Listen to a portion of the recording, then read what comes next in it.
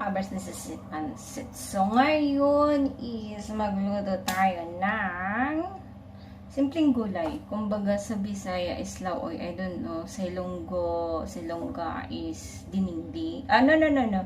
Laswa. Sa mga banda, mga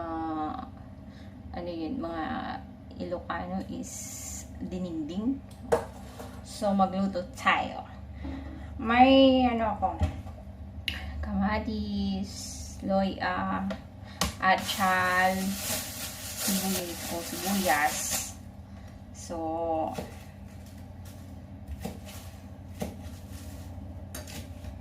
pasensya na mo guys, kahit tinipid ko kasi hindi ako mabubuhay pag magluto na walang atchal.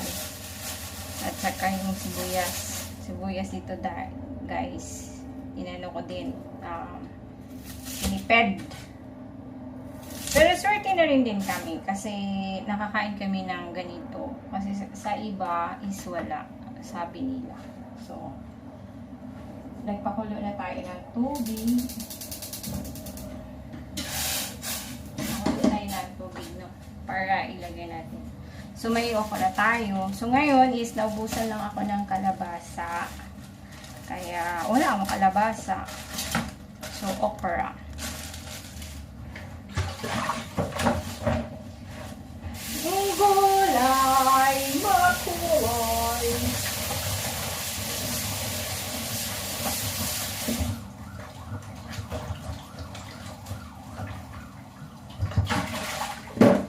Salamat pala sa patuloy na nanonood ng aking vlog. So, haggard kayo ang mukha ni Inday kasi sobrang init dito.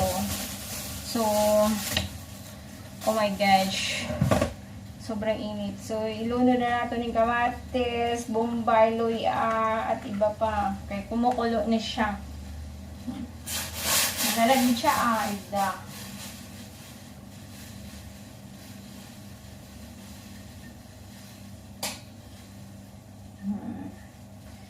So, may tanglad po ako, Akala nyo walang tanglad dito. So, mayroon kami tanglad. May tanim ang tanglad. So,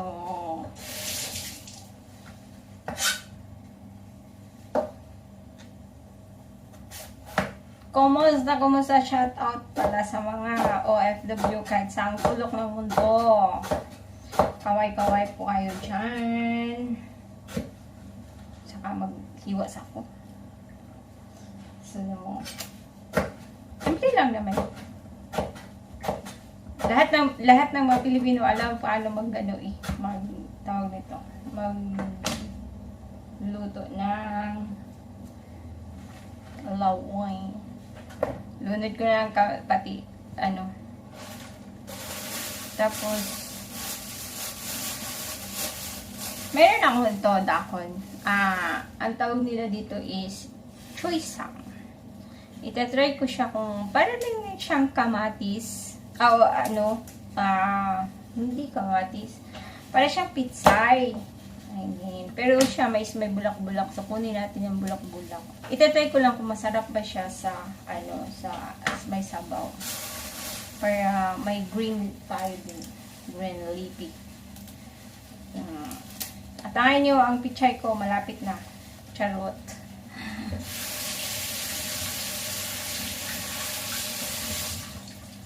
Pag may tinanim, may aanihin. So, kumukulo-kulo na siya. Kumukulo-kulo na siya. Okay.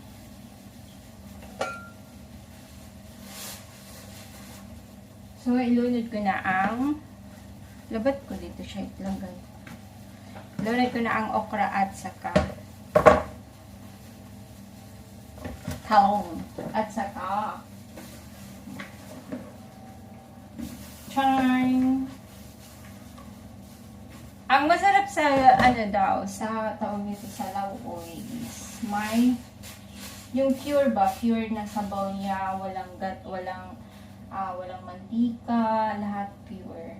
Kaya mas masarap talaga pag magkaroon tayo ng gulay na ganito, simpleng gulay. Papakita ko sa inyo.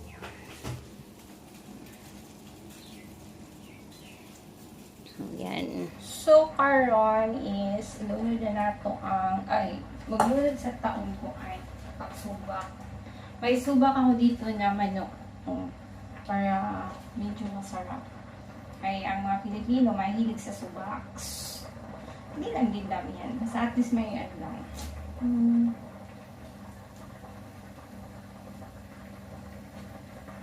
Ganon. Ganon. Tapos ilunod ko na ang mga dahon-dahon. Kasi sarap to.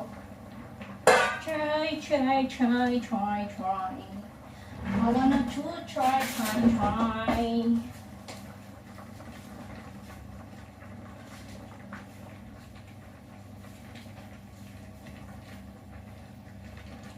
Medyo maliit lang ang pinaglutuan natin. Pero okay ito. Sakto. So, maglagay tayo ng asin.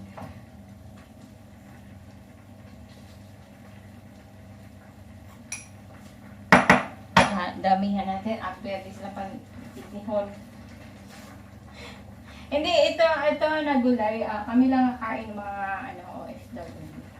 Mga katabang, mga kadama, mga yaya, mga maids. Ano pa tawag? Muchacha. Hindi kami mahihiyay. Importante may tirani. May sakod. Yun. Tapos, kahit saan ka magpunta, may aji mo.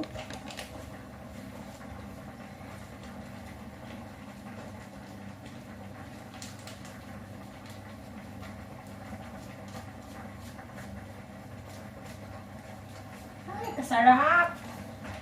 Tama-tama, nagutom na ako. Sarap talaga.